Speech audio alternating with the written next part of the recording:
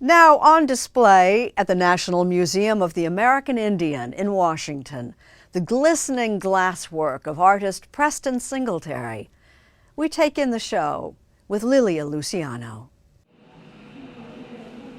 An immersive play of light and shadows tells a tale of the beginning of time. You know, I'd come to now to think about the shadows as kind of a spirit within the piece. Yeah. It's something that, you know, when the lighting is just right and all of the luminous qualities of the glass and how it really had this mystical feel to it.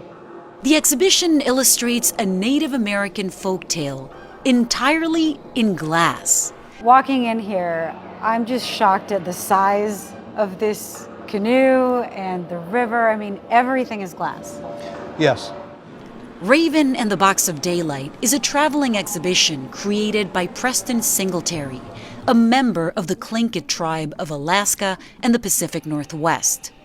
The show, which travels next to Norfolk, Virginia's Chrysler Museum of Art, tells a story of how the world gained daylight thanks to the insatiable curiosity of the white raven. Raven is kind of a supernatural being. He's a trickster and he's a shapeshifter. He can change form. This is a time when the world is in darkness. Right. And so Raven decides that he wants to find this daylight. Singletary is something of a shifter of shapes himself, taking glass and changing it into the distinctive forms of traditional Tlingit art.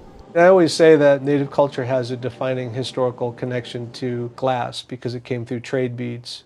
You know, it was something that it was special. You know, Manhattan was what traded for, for beads or whatever. But they were quickly used, adopted into the culture and used for ornamentation or trade or whatever.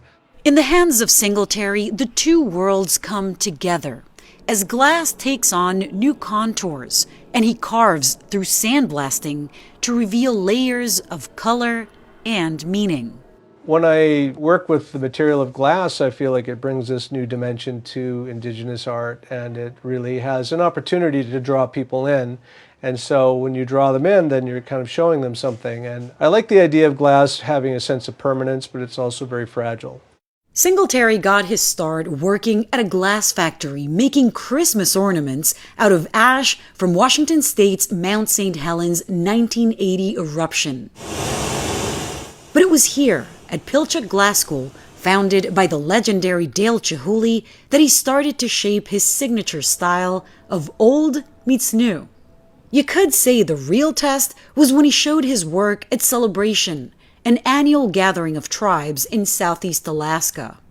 I think they were kind of taken aback. I mean, they were kind of like, there was no real comment about it. I remember an elder was like looking at this competition. There was this juried art competition, and I had some of my pieces got included. And they said, yeah, so we got these pieces here, and these wood carvings, and these beautiful baskets, and now we have glass. And it was kind of cool because it didn't, they didn't criticize it or judge it. And I think that that's really the point. If you talk to anthropologists and people that like to know the facts, and they're like, well, that was never done before, and so that's so that doesn't really have any place. So it can't be traditional. Yeah, it has to be traditional, but really that just kind of keeps you in this sort of cultural corral. And that cultural corral is one myth Singletary would like to shatter forever. I like having that opportunity to really kind of make a case for Indigenous art, I'll use more broadly, to come up into the contemporary art world. That's what I'd like to do.